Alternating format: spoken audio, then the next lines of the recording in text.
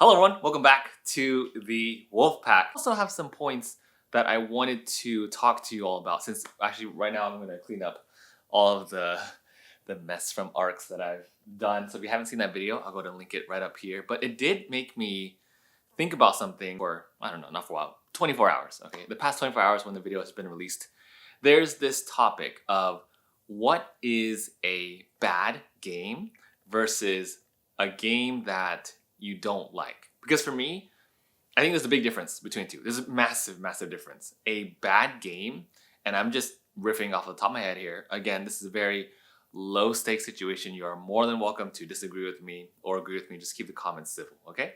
But low stakes situation, and the question right now that I'm thinking of is what is a bad game and what is a game that you don't like? Because there are just so many differences between those two. And here's a good instance, right? So Ark Nova is the first game I think of because it's a game that I don't like. It is not a good fit for me. And I've done a whole entire video about why. And it's not a bad game. At the end of the day, Ark Nova is not a bad game. It is nowhere near a bad game. However, I have played a ton of bad games. And for me, what's defined as bad is a game that has a rulebook that is making gameplay unplayable. Like the rulebook is so terrible where you're unable to carry out your actions to its fullest extent. Like you don't know what to do on your turn.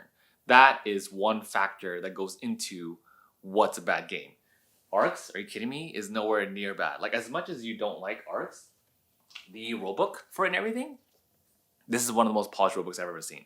And Leader Games is, to me, is known for having extremely well done rulebooks. So however you feel about ARCs, I don't think that it's even close to say that it's a bad game. It's not bad. It's something that you don't like. And that's totally different, right? Another thing that defines a bad game for me, and again, I'm just riffing off of the top of my head here. I don't have anything planned, nothing scripted, nothing studied or researched out. It's literally what I'm going off. So the first thing has to be rulebook, right? Because the game is defined by having rules. And the second thing is defined by having a goal. There is an end goal to the game. If the game doesn't have a clear objective of what you're doing on your turn, and you don't have any kind of agency in what you can do, then that also would to me be defined as a bad game. And ARCs, and again, this is not a sponsored video or anything, I'm just using this game as the example because it's the most recent one that I've been talking about for this topic to even come about, because there's so many passionate people in the comments yesterday, and I respect it. You know, I love it. I love it when people are passionate about their thoughts and everything. But I think we just have to have some clarity and some more restrictions on just hastily throwing the word bad around the game. But I've been around like forums and stuff and just reading about everyone's thoughts about several different games. And I feel like this word has been tossed around way too hastily in our niche lately. I don't know what it is, but there is a lot that goes into what makes a game bad. And in ARCs, the actions are as clear as day. You play a card on your turn, you take its actions, and then if you want to, you also have some bonus actions too, where you can use tokens to take some additional actions. Just because you don't like the trick-taking format of it, just because you don't like that, you know, you're given a hand of cards, and the hand of cards that you're given, whether it's low numbers or high numbers or a mix of both, it's like dealing with and mitigating your worst case scenario. That doesn't make a bad game because again, it has a clear and defined objective. You play a card, you take its actions. And to me, a bad game, and trust me, I've played many bad games too, okay? I don't like to make videos about bad games because, I mean, you see what goes into the production behind videos like this, right? I have to love a game for me to like go really all into it. And that's why I like making positive videos. Because negative videos are just sapping. If I'm gonna make a negative video, it's probably just gonna be a tripod shot. And the whole time, like, hey, this game sucks. But I usually don't do that because it's just not fun for me to do. But bottom line, bad games will have arbitrary actions. Like you don't know what your action really is. And it has no tie to your end goal. It's very arbitrary and you're doing something where it's just very cloudy and hazy and you don't know why you're doing those things. In ARCs, you're given a hand of cards and it may not be the best hand of cards, but you are given ways to mitigate that. And it's all tied to the end game objective, which is to score points.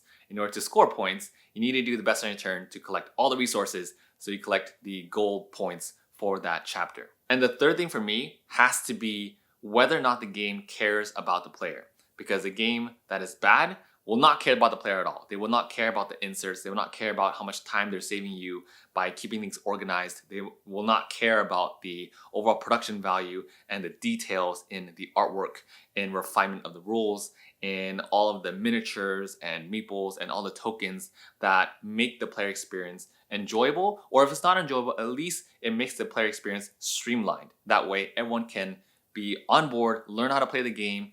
Whether they like it or not, at least they will know how the game works. And ARX, addresses all those points. I don't think ARX is a bad game because it answers the 3 factors that I just talked about. It has a very, very clear and precise rulebook that onboards players immediately. There are clear objectives for you laid out, and you know the end goal and you know the actions that you're going to take. And thirdly, they clearly care about the production value. Like, you've seen the ships and the little agents and the cards and the artwork. Even if you don't like the artwork, there's so much detail packed into this tiny little box, which is super easy to just take out and play. So objectively speaking, with no emotions attached, ARX answers all 3 of those questions. Now, tying it all to the big overall picture here, which is a complete rant I don't even know I was going to go on. I thought I was going to clean my office, but it's fine. I'm just going to do it, okay? We're tying it all into the big picture here. A bad game is one that doesn't have any of those points. Before you toss around the word bad game together, okay, before you say it's a bad game, or it doesn't matter if it's ARX or not, any other game, before you say a game is bad, make sure you're conscious of all of these things. Apparently many people found that they did not like ARX because it just wasn't a good fit for them. And I totally understand that. And that's not a big deal at all. That's actually a great thing. If we're going to push it towards the positive side, it's a great thing because now you know what games aren't for you, so you can save time by playing games that you do enjoy. So that right there, I think, is a wonderful thing. To be honest, I may have been guilty of this in the past. I don't think I've ever said a game was bad though. I may have said certain mechanics were bad, but like for games I didn't like, Rising Sun, it's not a bad game. It just is a game that wasn't a good fit for me because I didn't like the whole bidding system. Like, it wasn't fun for me. Doesn't make it bad, right? Because so many people love Rising Sun. And some people also are so passionate when I say I don't like Rising Sun. That video, I was still getting a ton of comments about how like I don't play it right, or how I didn't play it right, or I didn't play it enough to enjoy it. Trust me, I played Rising Sun a million times, But again, at the end of the day, I didn't like it. It's not bad. Arc Nova, I mentioned earlier. Burn Cycle. Even the game Bacon, which I am very passionate about saying that it wasn't bad. It was borderline that.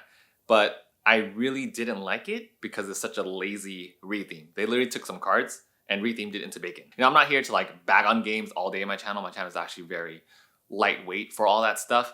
I'm more so trying to give you examples so it's more tangible and so you can see exactly what I'm talking about. So I'm not just talking about thin air for that. But anyways, there goes my rant on that. Thanks for listening to that.